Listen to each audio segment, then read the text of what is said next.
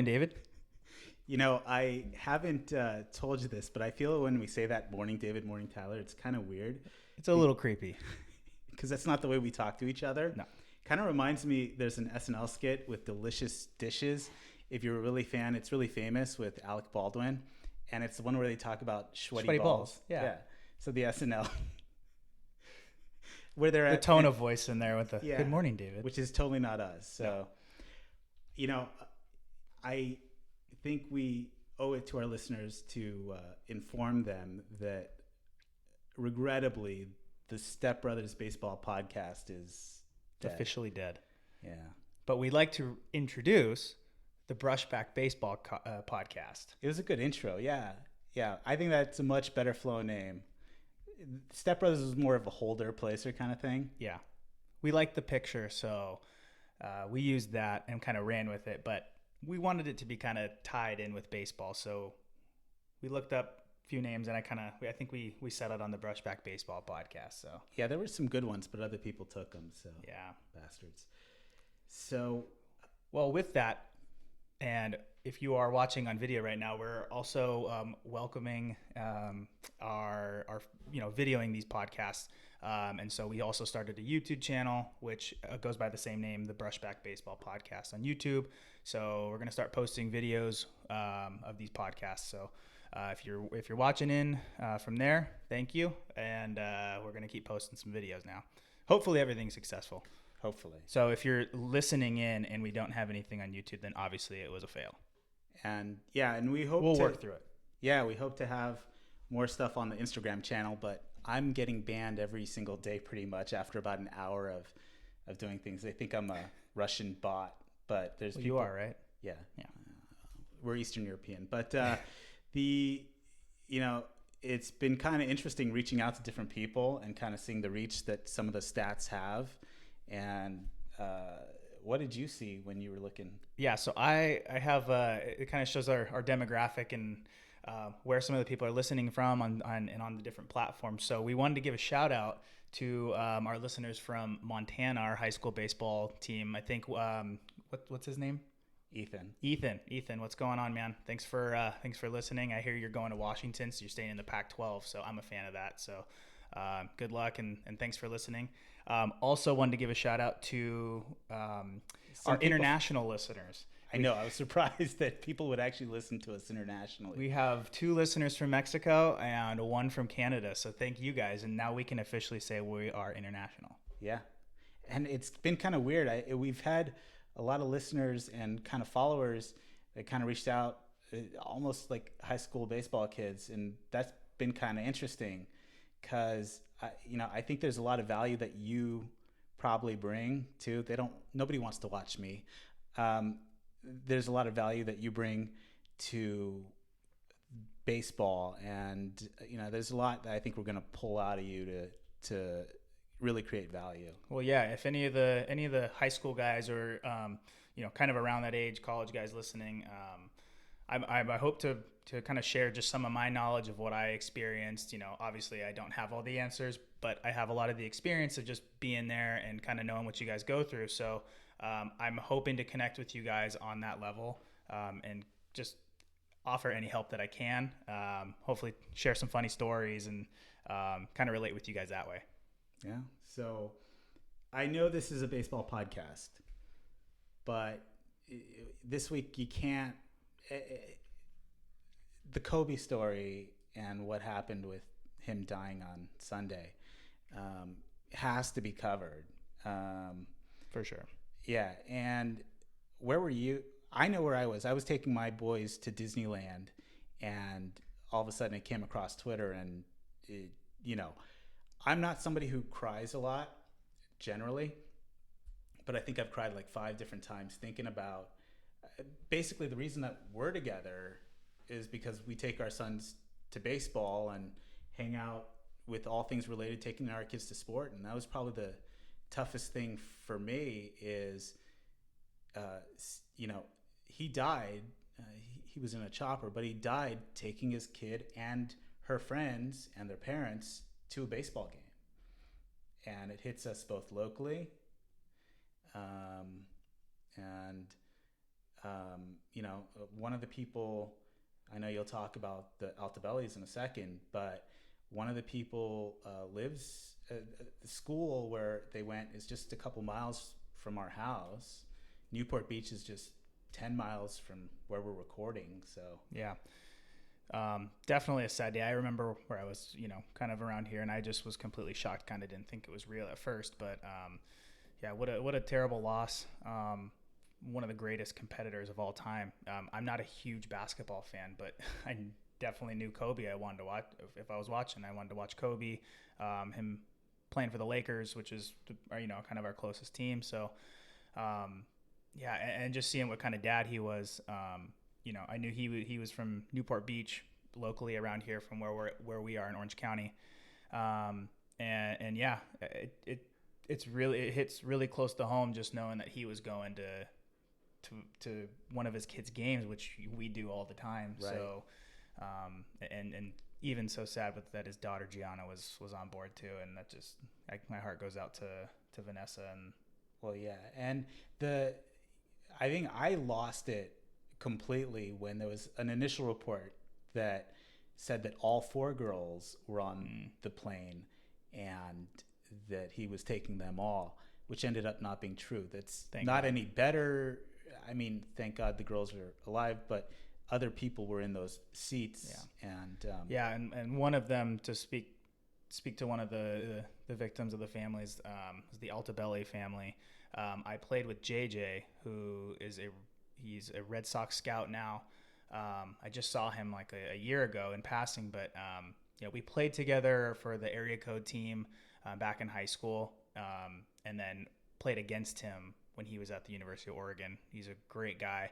I never really got the chance to meet his dad, John. I've heard that he was just a phenomenal guy. Almost 30 years. Yeah, almost 30 years at OCC, which was a really competitive junior college here in Orange County. They were always good. I had a lot of friends that went and played for him. So I never personally talked to him, but I had heard amazing things that what a great guy he was. So yeah, my condolences out to the Altabelli family. Terrible day. Yeah, it is, the thing, and this is not to discount the other lives, obviously, but everybody knows Kobe. And just to think from an athlete's perspective, there's so many things that Kobe can teach you. One is, he came into the league when he was 17, and people were saying, nah, you're just too young. And then he was paired up with Shaq, and people go, nah, you just did it because you had the biggest center and the best center on your team. And he obviously proved them wrong. And no, you can't come back from your Achilles injury. Yeah. From an athlete standpoint, it shows that there's always somebody, A, that's working harder than you, and B, no matter how hard you work, you can always get better. And Kobe was the embodiment of that. Yeah, and you see how many people were affected by this, or people talking about this, how many athletes amongst all the sport, football, baseball, basketball, how many lives he's affected, just what a great competitor he was and how hard he worked. Yeah, and in the ways that he touched people's lives. I don't know if you saw it. I loaded it on the Instagram story. There's an ESPN reporter, Elle Duncan, who relayed her one story. I don't know if you saw it, but it's another one that makes you lose it, because he was talking about being a girl dad, and he died doing that. Yeah. So I think we had to cover that for a variety of reasons, but I think the rest of this podcast, we're going to quickly go through news, and then after that, I think we had something that was a little bit more fun for people that are maybe thinking about the minor leagues or in the minor leagues, and having this be the first part, because there's so much that probably goes into it. Yeah. We kind of wanted to get in just at least some of my experience at some of the different levels across the minor leagues. And, I played for 3 different seasons, which, there are guys that have 10 plus years experience, and they're minor leaguers for life. Right. So they have tons of stories, but I'm even thinking in my 3 years, how many things that I was trying to write some of the things down. And I feel like I was leaving so many things out. So yeah, I'm sure we're going to be covering lots of other things and the more I remember too. But this was just kind of one of those things we could check in at some of each of the stops that I was at, and just one thing I liked, one thing I disliked, and just maybe a couple funny things. So I wrote down a few things, and I'm sure I forgot a lot of it, but let's cover news first. Sure, let's do that. All right, so the Hall of Fame came out right after. Jeter and Larry Walker ended up making it. And, tying back with the Kobe thing, it is almost like Jeter would have died right before he got into the Hall of Fame. Same caliber player, same big market. Yep. So they got in. But it's been pretty slow. Besides that, you had Castellanos sign with the Reds, 4 years, $64 million. I mean, the guy can mash from the right side. I tell you what, the Reds are going to be pretty good this year. Yeah, I think they really are. They're making a push. They have good pitching. They have a pretty decent relief core with Amir Garrett and Raisel Iglesias. They got Moustakas. They got Castellanos, and they had a good few kids. So the Cubs aren't going to be as good as they were, especially. It's going to be between them and the Cardinals. Yeah, despite the Cardinals losing Marcell Ozuna, that also happened, I think, since we last recorded. But I think they're the two front runners for the NL Central for sure. Yeah, for sure. And then just yesterday, Starling Marte got traded from the Pirates to the Diamondbacks. And it's kind of interesting where the other 5 divisions besides the NL West, they kind of look for windows. And you see when somebody's window is closing, you take the opportunity, and that's what the Reds are doing. They saw the Cubs are kind of closing, so they could kind of do that. The NL West is a little bit different. The Dodgers have so much money, and the Yankees do this too, which is why the Red Sox have to do what they do. The Dodgers have so much money and so much prospect capital that they really don't have a window that's foreseeable in its closing. Because as soon as Kershaw and Buehler, as soon as Buehler gets expensive, Kershaw is getting cheaper. Mm-hmm. As soon as Bellinger gets more expensive, Turner's going to be getting cheaper, and Kenley's going to be getting cheaper. So, and then they've got 7 guys in the top 100 prospects according to Baseball America. Baseball Prospectus came out yesterday, and they have 6 in the top 100. So they're not getting weaker. That window isn't closing. According to Baseball Prospectus, they have 2 of the top 10 prospects in Dustin May and Gavin Lux in all of baseball. So Lux is a good player. I think he's going to be something special. Yeah, he's got a potential. Shout out to his YouTube channel that I think he just started a few weeks ago. Yeah, I started watching it.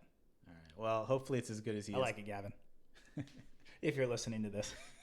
Gavin, I hope you have a very long, successful career, winning 6 championships at least in your 6 years. Not too much pressure, though. So the other teams in the NL West, they've realized that they don't have a window that they can kind of go in. So you're seeing the Padres and Diamondbacks right now say, you know what, we just have to go with what we have and try and improve upon that. And that's what you saw the Diamondbacks front office do. They just said, we have to sacrifice some of our prospects for Starling Marte for a couple of years. Okay. Talk to me a little bit about, you mentioned the Padres, but we heard them in some rumors with Mookie Betts a few days ago, which turned out to be false, but what's the chance of that? Well, it's not false yet. Not false yet. There was a fake rumor. A false alarm that it happened. Yeah, Jim Bowden tweeted out that Jeff Passan had said that he had been traded. It was a fake account that Jim Bowden was following. So it didn't end up happening, but it's kind of an interesting thing. There's a talk between the Dodgers and the Padres. I think that Mookie Betts is going to get traded. The front office from different perspectives has said, from different front office people has said, we got to get under the cap. I think they're going to get under the cap. But the trade rumors don't make sense between the Dodgers and Padres. The Padres rumor, according to the Boston Globe, I think, was that Will Myers was going to get traded. I don't know how that helps the salary cap issue that the Red Sox have.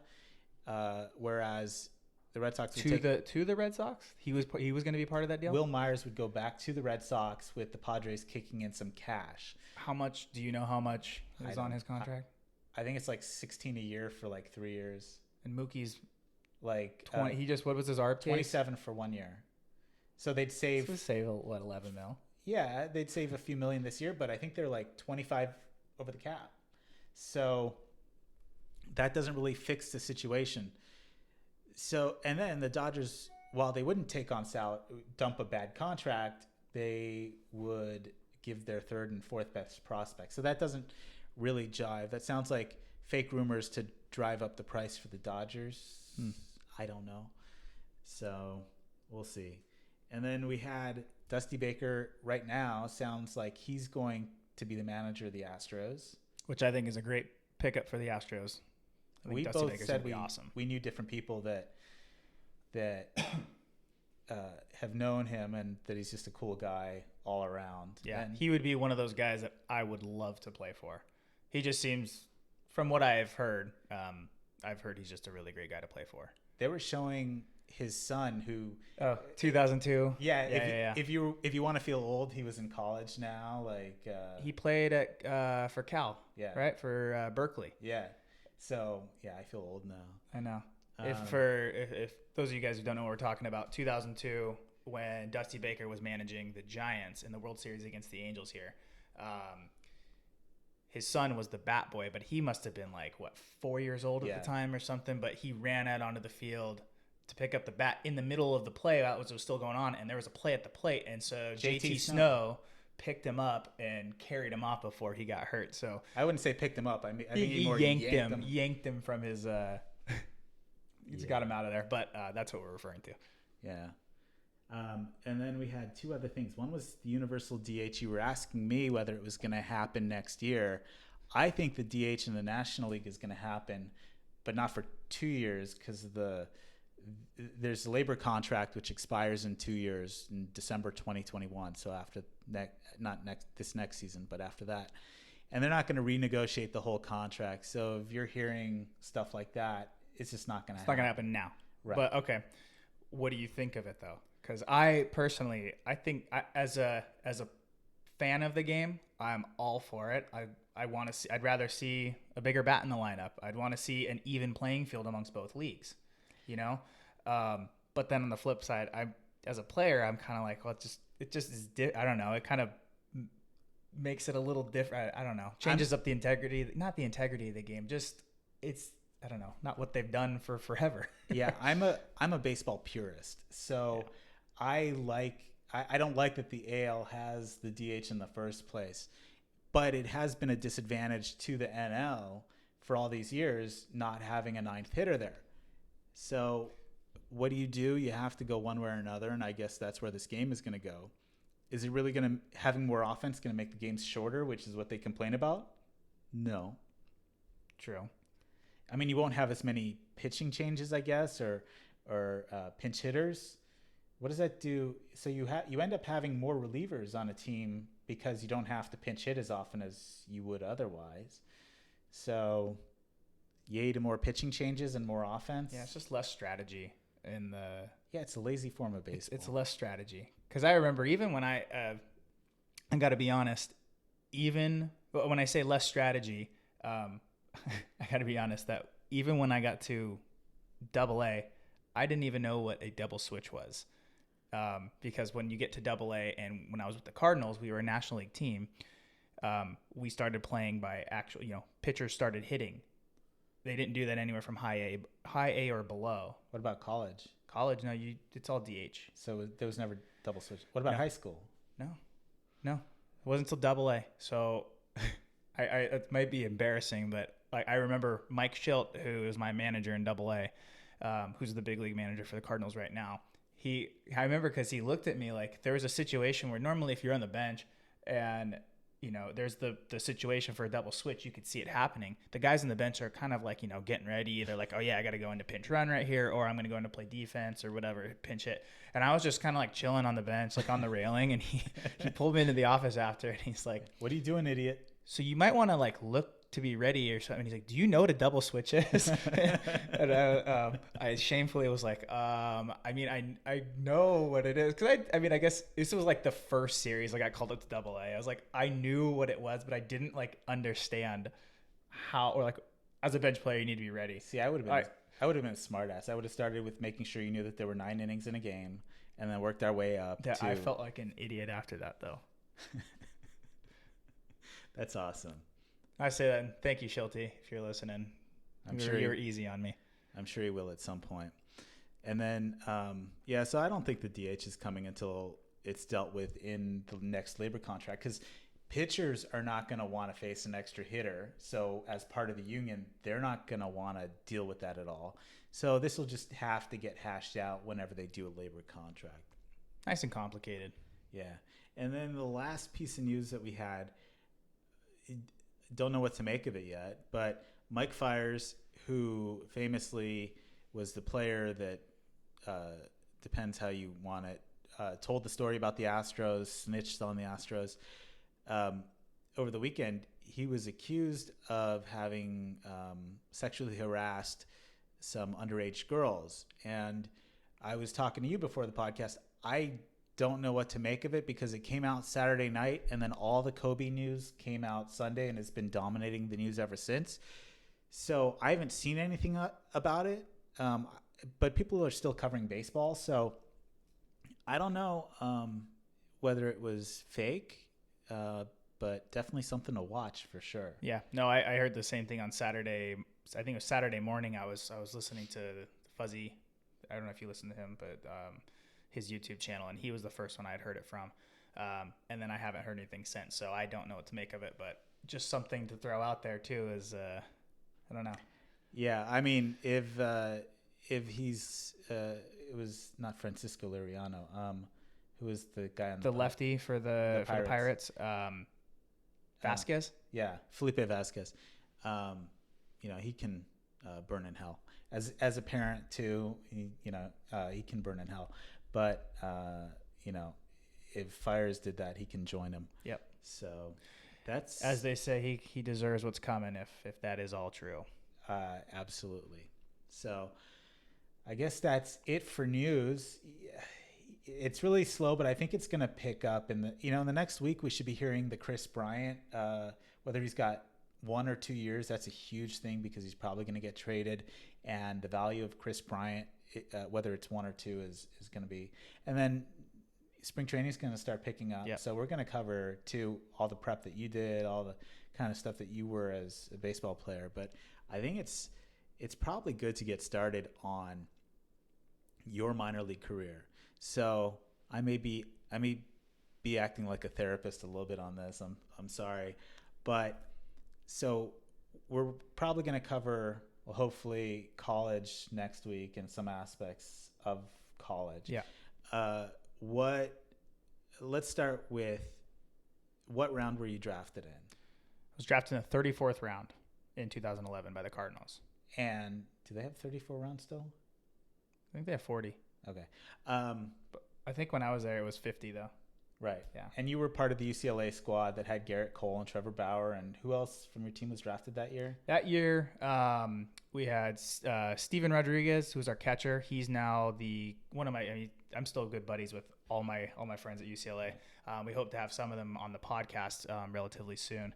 But Steve is now coaching. He's a volunteer assistant at Stanford. He was at UCLA, so he just went up to Palo Alto.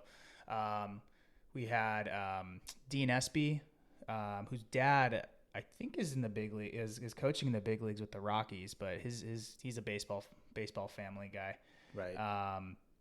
And I think we had a couple other guys, but those were kind of some of the bigger names. Obviously, Cole and Bauer were first overall and third overall. So. And by the way, anybody who can watch me, it's not that I'm not paying attention. I'm literally looking at what the Twitter feed is to see if there's anything that we need to cover right away. So you had 6 or 7 guys that were in your draft class. So you were a little bit different. You weren't in the top of the draft. What teams were looking at you before, and how long before the draft did you know what you're doing?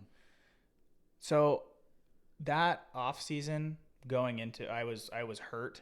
I had a broken foot. I just had foot surgery like day one of fall practice. So I was out the whole time, but I had met with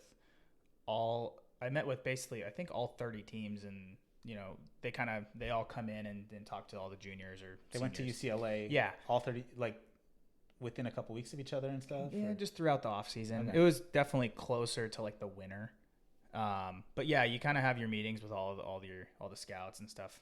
And I was hurt and kind of going around, so I kind of had no really idea, but I was kind of hoping to get back out to my repeat what I did in my sophomore year. And then I ended up coming out and having a slower start. Just I think a little bit was still trying to get back healthy. My foot, I only had after surgery. I had like a month after I was cleared to get ready for the season. So I still had a little bit to get back in shape and stuff. So it's probably not quite in my peak or physical condition, but so it took me a little bit to get going. And then kind of just as I got going my junior year, this is me being absolutely stupid. So any of you high school guys or college guys listening to me, don't do what I did. I was ineligible. I was declared ineligible for my grades. And I can vouch, you get stupid sometimes. It happens. No, but if I could give any advice for any of you guys in that situation, when I was there, I was thinking, I cared about school, but in my mind, I'm like, I'm gonna go play baseball. I'm here to play baseball. I'm gonna, and this isn't what the coaches ever preached. This was me being stupid. Right. No, Coach Savage and the whole staff at UCLA, they were always, on us for our grades and stuff. So this is just my own stupidity.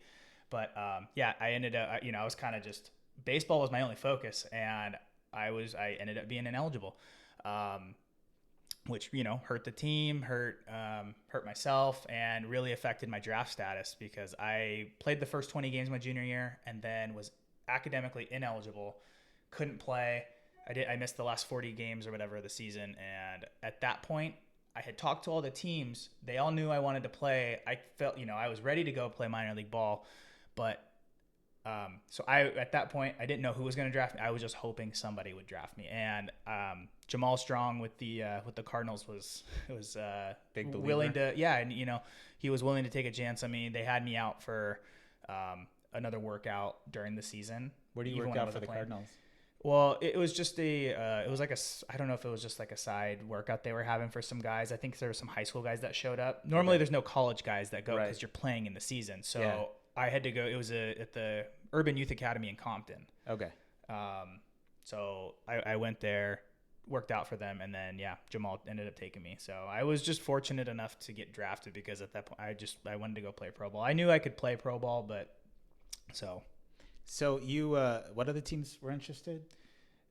Well, at that point, nobody. I think I can't remember, but there were a couple other teams I was talking to that were, my agents were saying, oh yeah, they might take you, but the Cardinals I think were the ones that I had really were just the front runner. So what were you doing draft day? I mean, were you anticipating it?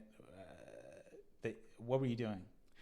Yeah, it was. I mean, I was obviously. I knew I wasn't being ineligible. I knew I wasn't going to be like one of the first. Right. Even though I at the time I kind of profiled as more of like the anywhere probably from the 3rd to the 10th round is probably where I would have fit in somewhere. But so I already knew that I wasn't going to go then. Mm-hmm. And So you took your day off. I think I was just, I don't even remember what I was doing. I was just at my apartment or something. So your agent I was a little reluctant. Your agent called you then. Yeah, but I wasn't, I don't think I was really even paying attention, but I ended up getting the call. I think I was just at my apartment and I ended up getting the call from my agent. Just said, hey, the Cardinals are going to take you. So, and then I ended up talking to Jamal. So, okay. So how long after the draft did you sign? They offer, how much did you get offered? I signed for $20,000. Was there a negotiating thing? Did you start? It was just kind of a slot amount. Well, no, I remember. I think that was the first year where they did the slots where you. So I don't think so. I don't remember being any negotiating. Maybe my agents did when they were talking, but I didn't have much leverage at that point. So No, I mean I know, but I guess I had another year to come back. I don't know if they were like, "Hey, take 10," and your agent was like, "We'll take 50." If there was, I wasn't involved. Well, you would have known then. I think I was just kind of happy to get whatever at that point. I just want to go play baseball. I just want to go play pro ball. So how long did it take for you to sign after? Like right away? It was within like maybe a few days. It's probably a few days. They came down. Jamal came to my house, and my mom was living in Irvine at the time, so he came over and signed. And then basically from that point, they schedule your flight, and then you're headed out to. So for me, it was Johnson City. How long was the gap? UCLA semester's over in May. So you were out of school? In June. So you still had school? Quarters, yeah. I think I was still in school. Okay, and then it was just ending. Okay, so they schedule your flight. You're going out to Johnson City, which is, I'm gonna be dumb. What state? Tennessee. Okay. Yeah, it's Eastern Tennessee, kind of on the border, like North Carolina, Virginia. I knew that. I was just testing you. The Appalachian League. So you're going to Johnson City. You've probably never been to Tennessee before? No, I hadn't.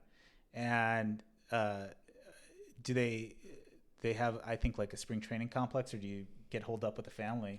So different organizations do different things, but for this one, and different levels do different things. Kind of just depends on the city, I guess.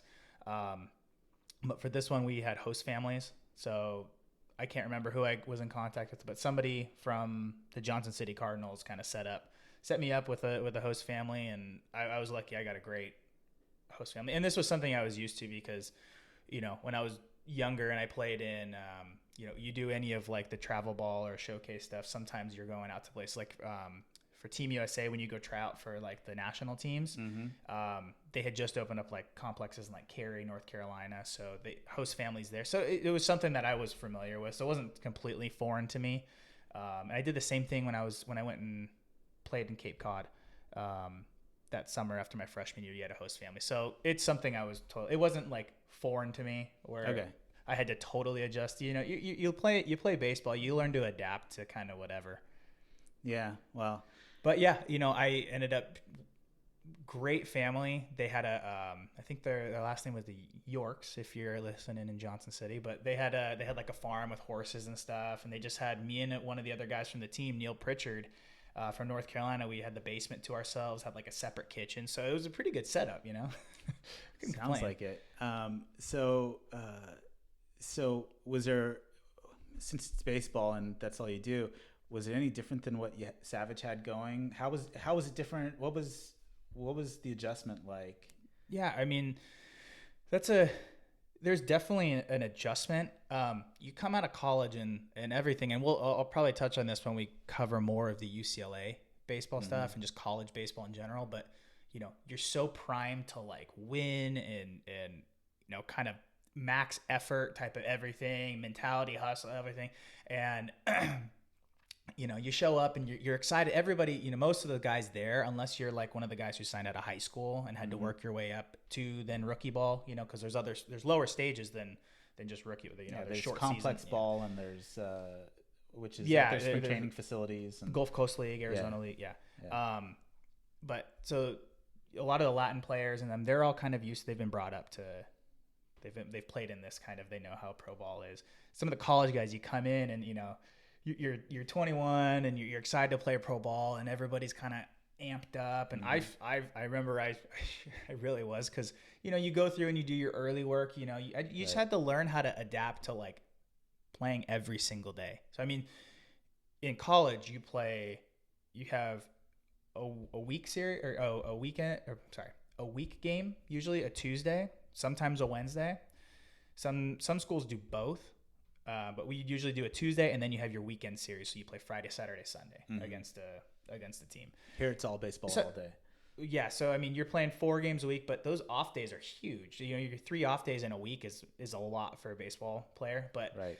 you really this was getting used to playing every single day. Is it actually really? I would suspect it is pretty tiring to do that. That's why pitchers, they run them up only 15-20% every year, because it just on the arm alone it's pretty taxing.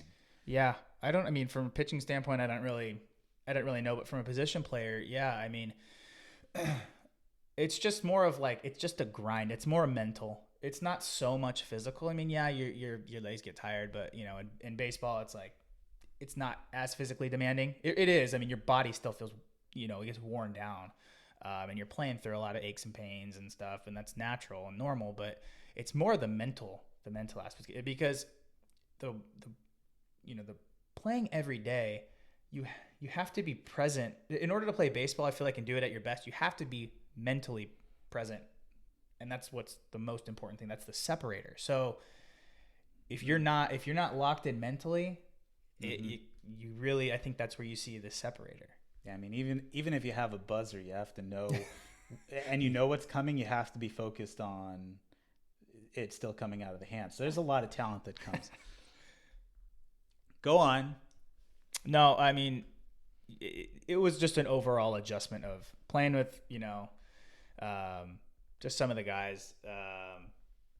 I guess just trying to be more professional. Right. With college, I remember that you come out and we did our first day of early work. You do your bunt plays, maybe a first and third, just some different, like, just small fundamental things to make sure that we're all on the same page and just keeping it fresh. Usually in pro ball, you just go through, you kind of not go through the motions. Like, you need to mentally take these reps seriously. So like, I'm going to, or I need to throw to third here. I need to, it's just kind of a refresher. But in college, you're kind of like, everything is like max effort, throw. So I remember, you're trying to win every game. But I remember in a bunt play for a practice early work, I was getting it and I was firing it across the diamond, and like, people are looking at, or the coaches were looking at me like, what the fuck's wrong with this kid? Like, I had to learn to like just tone it down a little bit. I know, I can see that with you as a coach, on the teams that we've played on. You're very into it. So I mean, it's a good thing. I mean, there's a reason why you're a good coach. So what did you notice? Probably you came from college. What was a different thing that maybe you noticed about the high school kids that came in with you versus what you saw coming in with college? I mean, were they more nervous? I mean, mature? What do you think was kind of the difference that you saw? I think, it depended on the player, but they already knew and were in tune with the flow of pro ball and like what to expect. Whereas like, this college kids, we had to kind of like, we just had that little grace period where we kind of like adjusted to pro ball a little bit. These guys already knew kind of how to go about it and just the process. But, I say that, and I still think that like college, it was more where you needed to learn the maturity. Cause I definitely played with guys that came out of high school and were not mature enough to handle being a professional, or just some of them just didn't know how to go about it. I mean, I was playing with some of the guys that were 18, 19 years old, What did they do? If they had the talent, or did they flame out pretty quickly in some cases, or? Some of them, yeah. Maybe they didn't have it. They didn't learn, I think, the mental side of the game a little bit more, that's where I really figured out the mental side of baseball was college. Yeah. So yeah, I joke about this too, because when I was in high school, I had no idea what a hitting, a plan at the plate was. People talk about like going up and like, you need to have a plan when you go to the plate. And that's 100% true. I had absolutely nothing. I just went up there and I just basically saw the ball, hit ball. And then when I got to college, that was also a kind of a shocker too, because I had no idea. I just went up there and hit the ball. And then I'm kind of thinking like, you didn't know what a double switch was. You didn't have a plan with it. You just were getting along on talent for a while. For a little bit, But I mean, that's the stuff that said, you have to figure that stuff out, because when I came in as a freshman in college, it was terrible. You go back and look at, I started the first probably like 15 games. Didn't do very well. I probably hit like 200 or something like that, and I wasn't very good. And because I still hadn't really developed that. And it wasn't until my sophomore year that I really kind of figured out that mental game. So to bring it back to the minor leagues, I think that some of the college guys have, their mental game's a little stronger. They have plans and, their routines that they've already established. They kind of know themselves a little bit better. I knew my hitting routine that I wanted to do, because in baseball, and like I said, with being so heavily mental, when things aren't going right, what we talk about is going back to what you can control, and you can control your routine and the process and how you prepare. And so that stuff doesn't change. So when things aren't going right, you have something to go back to. And I know we've talked about this before, not in a while, but Ken Ravizzo was the guy who taught me that. Yeah. He was a Cal State Fullerton professor, so David's alma mater. But he came and worked with us in college at UCLA and really taught us how to just deal with failure and how to cope with the negative parts of baseball that you're gonna deal with. So I think a lot of colleges end up teaching that, or the kids learn that. Well, I don't know if I ever shared this with you, but I had Ken Ravizza as a professor, right? As a professor at Fullerton, and I had him for stress management. And I had him for stress management on September 11th. Really? Yeah. And you want to talk about being with the right person at the right time. Wow. That was a very lucky thing. And there's still things that I take from Ken. He passed away about 2 years ago. Indelible mark on baseball. He worked with the Dodgers, Angels, all the local universities, and he taught the mental side to me, not about baseball, but we all knew what he did. Yeah. And I give him, I think he's a huge reason why we as a team at UCLA kind of turned around, because before 2010, UCLA didn't really have the presence in the postseason. No, now they do. They won in 2013, right? They won in 2013, yeah. And Ken started working us in 2010. Right.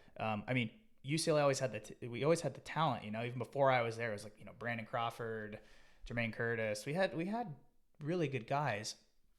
It just kind of when it mattered against, in the regionals and the super regionals against teams like Fullerton, they just you couldn't put it together, just couldn't get past it. And so he, I think, kind of really helped change that, that mentality. Okay. So going back to, I know we kind of went off on a tangent, but the mental game, I think, is the separator between some of the college guys that come out ready versus some of the high school guys who either they can't figure that out themselves, or because in the minor leagues, you have support and you have people that are there to help you. Right. But you are kind of given the freedom to just kind of do that, figure things out on your own. Yeah. You have the resources that are there for you, but sometimes at 18 years old or something, you're not ready. You're not ready for it. No. Okay, so you're given the freedom to do what you want. What are the coaches doing? What's that level of instruction? You said you had Shildt, right? Yeah, Mike Shildt, who is, he was rookie ball manager at the time. Now he is the manager for the Cardinals. Great story with him getting all the way up to the big leagues. That could be a separate episode in itself, but he's probably my favorite manager I've ever played for. But no, he should we make sure Savage doesn't hear this? I'm talking pro ball. Oh, okay. Yeah. No, Mike Shildt was amazing, but one of the most knowledgeable baseball guys I've ever met. What was it about him that you appreciated the most? Well, he treated you like a man. Kind of, he did like I was just saying, he kind of let you do your own thing. He understood what it was like. It's kind of funny. He never played professional baseball. He played in college. I know that, but it's almost like he understood and knew what you were going through as kind of a professional player and learning to in the minor leagues. So he kind of just let you be, but he knew it was the right words to say at the right time. He didn't overdo it. He treated you like a man and held you accountable. He really did. He held us accountable for a lot of things. I really liked how he structured how the games were. He always has a thing called yellow pad, and I guarantee you he still does it in the big leagues. But as soon as a game is done, either whether you win or lose, you don't talk. You just go in, you eat, you shower, change, get out of there. And then right before you report for batting practice, stretch, whatever, right, you have yellow pad, and then you talk about those things. So you kind of have that time to kind of, just decompress, maybe think about what would happen, what you could have done differently. And usually it was a time where when I say it held us accountable, you would have to bring up, if you fucked up or did something, if you had a mental error or you did, maybe, you should bring that up in yellow pad and say, hey, look, I remember there's a time I was playing third and ball hit to me, bases were loaded, I threw home instead of just take the easy double play to second, like something like that. And then we ended up, run score right after that with us only getting one out. We should have been out of the inning. Usually those were the type of things that he held you accountable that the players needed to bring up and address. He usually didn't say much. He added a lot of commentary, or if nobody said anything, he would bring them up. But usually, as players, we were held responsible. And you should know. I mean, that's what I try to instill in my sons. It sounds like he did it pretty effectively, but I have no problem with people making mistakes in anything in business or whatnot. I have no problem with people making mistakes. Just don't make the same one twice is kind of what I say. So it sounds, when you have a good leader, sounds like, I mean, clearly it's reflected because Shildt took him to the NLCS last year. They faced just a dominant Nationals team, but it sounds like that happened pretty well, and it looks like you thrived too. Well, and not only like with how he treated us, the players, which was awesome. It was also just he was so knowledgeable. Like the way he prepared as a manager for every situation. It's like he thought of every situation that could have happened for that day with every pitcher he had available. It's like he thought everything through. I mean, he was, and it made you want to think probably. Yeah, too. And it helped me think more that way. Some of the ways, like he was thinking, like 4 at bats down the road, or something like that, where I kind of was like, I'm just focused on this. As a player, it's a little different. I can focus. It helps to be focused and present on this pitch, but he's definitely thinking way, steps ahead. That.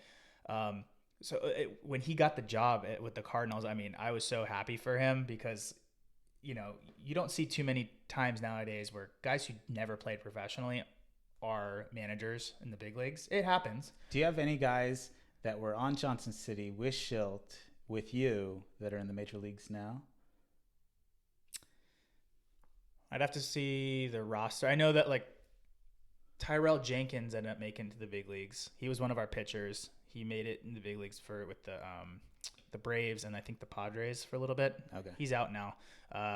David Washington was our first baseman. He made it into the big leagues like I was just real kind of quick, curious, but I don't think there's anybody still playing. I could be wrong, but I'd have to go back and look. Yeah. Well, I looked back at your stats, and I know you thrived, and I'm sure you'll talk about that now. But I thought it was kind of curious, and I thought since you put me up to putting us on video, I was going to play a little video game here. I looked up a stat. I want to see, as a baseball player, how into your own stats you were. Okay. Like, this is not the question. How many home runs did you hit in Johnson City? Oh, I think I know this. It's either 6 or 7. And I'm going to go with, hold on.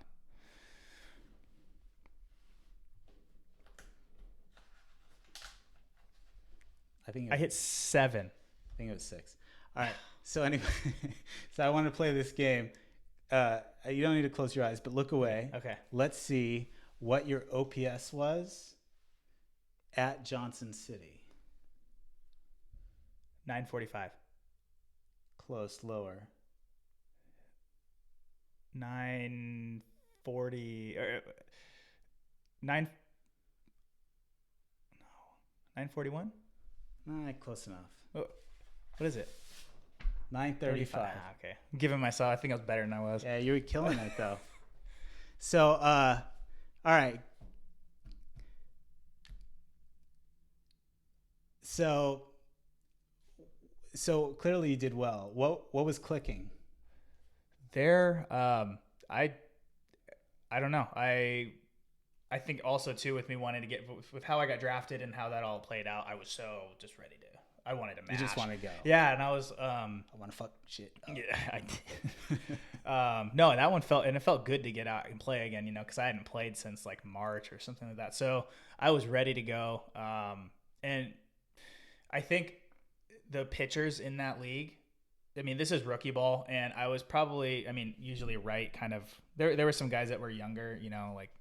International guys, there was a lot of time that like just having some sort of plate discipline, and kind of I had a plan, but at this point, sticking to your plan, you're going to be successful a lot of the time. So I guess you're facing 18 and 19-year-olds for the most part. Well, yeah, and you have college guys too, so guys that are coming out. So yeah, it's I think that age is usually mostly I'd say 19 to 22 in that range. So so as a hitter, as long as you had your game plan, you were good.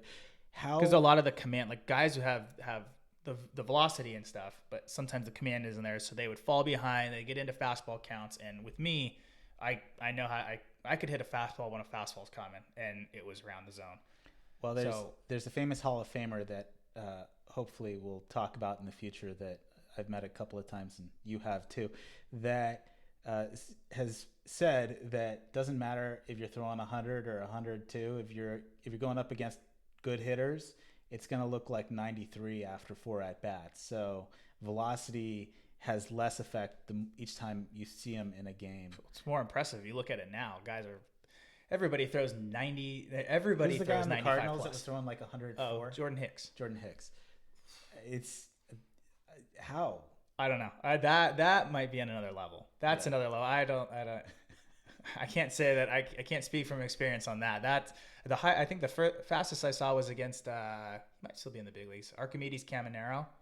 He was a reliever for like the Pirates, and he bounced around the Marlins. He would sit in the minor leagues like at 101, 100, 101. How do you do that? I got a hit off him. Huh? I got a hit off him.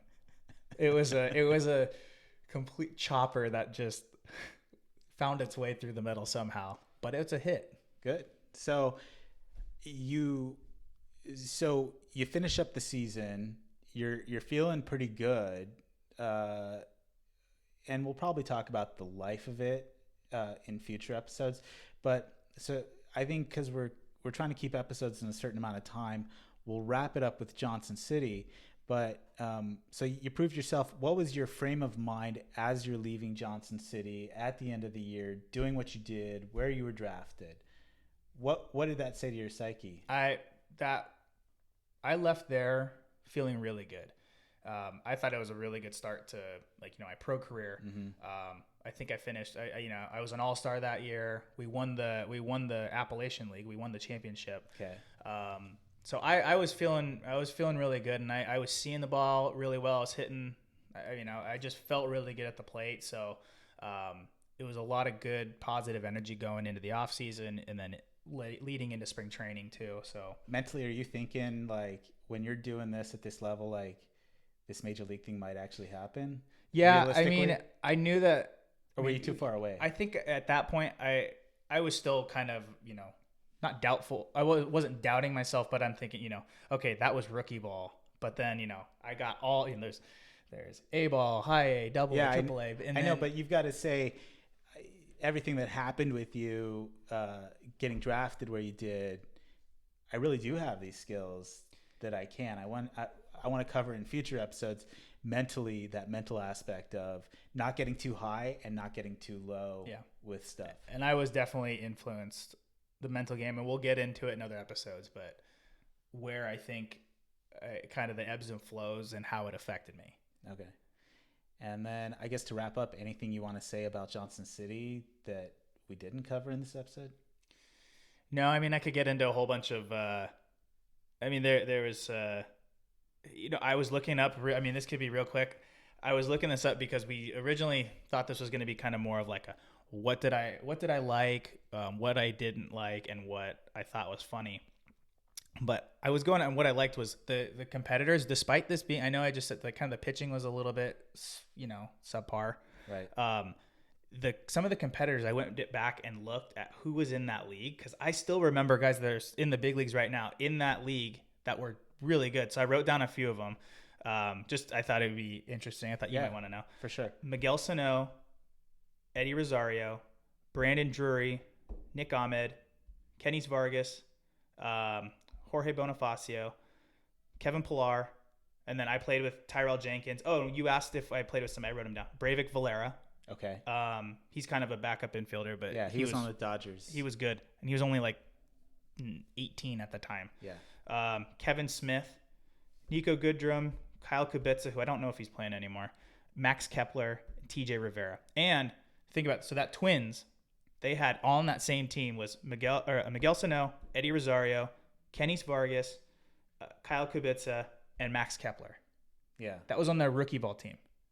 That's insane. They were really good. There's a reason why they are going to be a powerhouse in the NL Central. I don't care what the White Sox did. They're going to be a powerhouse in the NL Central for a while. Oh yeah, they're going to be nasty. And that another guy, Miguel Sano, like I said when Stanton came up and I was afraid at third base. Still, Miguel Sano was one of those guys too, but I think Stanton had the edge a little bit. Yeah, probably. I just faced Sano so many times. Yeah. All right. Well, so I had to get used to it. Yeah, we'll talk about that in another episode. Yeah. But I think that wraps it up for right now. We appreciate anybody who's listening, and bye-bye to anybody on video. And yeah, thanks for watching, guys. Thanks. That's it.